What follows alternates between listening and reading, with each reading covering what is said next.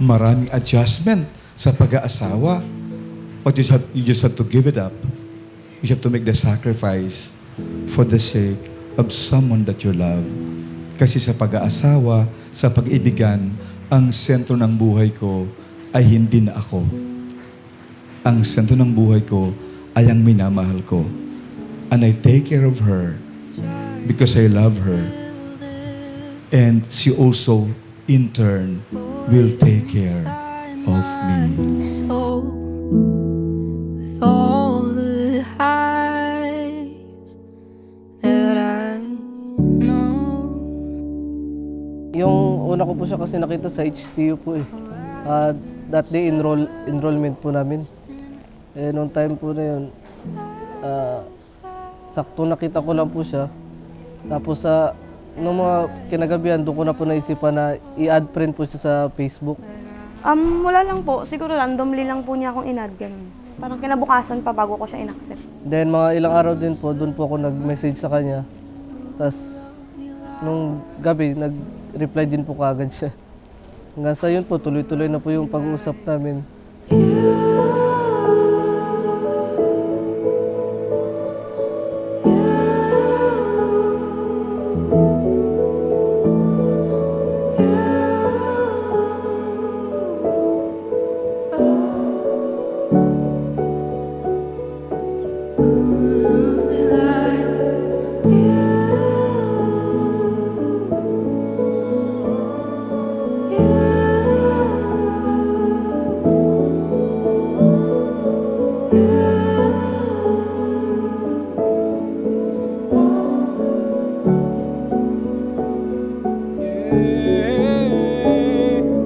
I don't need all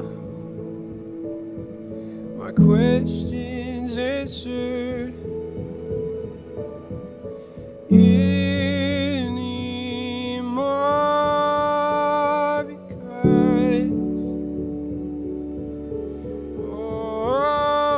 Your soon-to-be wife. Thank you. For my better half, RJ. Thank you sa regalo na binigay mo sa orasan. Na-appreciate ko lahat ng mga binigay mo. Na-appreciate ko lang po yung mga bagay na kahit minsan lang siya magbigay. Ginagawa niya ng paraan pa para lang makapagbigay po sa akin ng mga gusto niyang ibigay.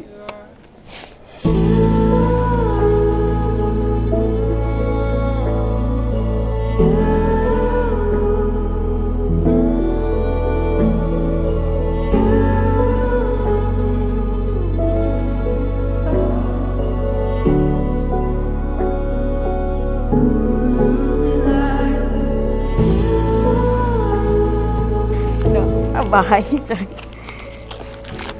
Wow! Thank you na nagustuhan ko.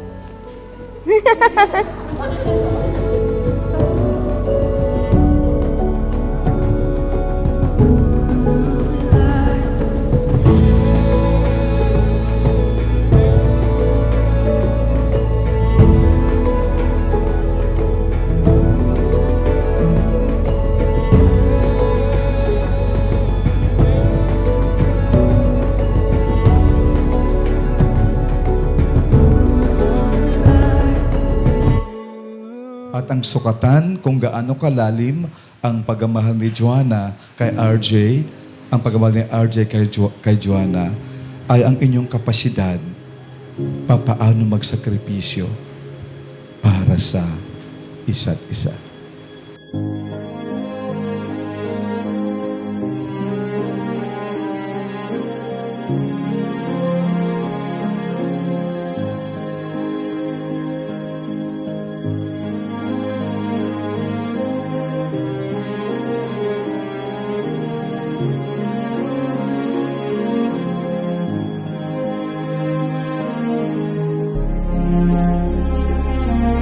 Jo, maraming salamat na isa ka sa pinakamalaking parte ng buhay ko na ayoko mawala pa. At sana hindi magbago ang pagsasama natin, lalong-lalo ka na.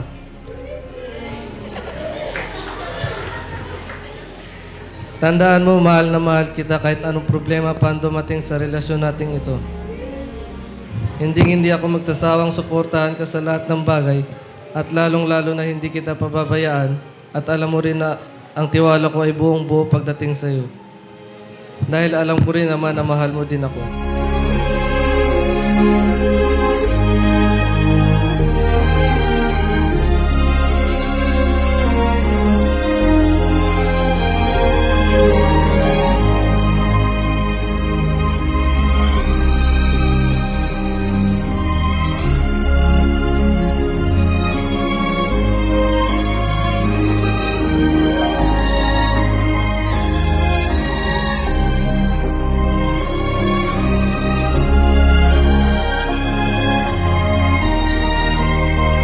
Hi, my love. I wanted to start by saying thank you for all your love and support.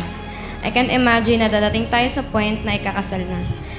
I'm super blessed kasi ikaw yung lalaking makakasama ko hanggang sa habang buhay. Gusto kong malaman mo na sobrang saya ng puso ko kasi ngayon magkakaroon na tayo ng sarili nating family. Sa pagdating ng ating little one at nararamdaman ko na masasaya at tatagal pa ang pagsasama natin. Walang sawang pagpapasalamat kay God para sa lahat. Nandito ako palagi, iintindihan at sasamahan ka sa hirap man at sa ginhawa. Mahal kita at mas mamahalin pa.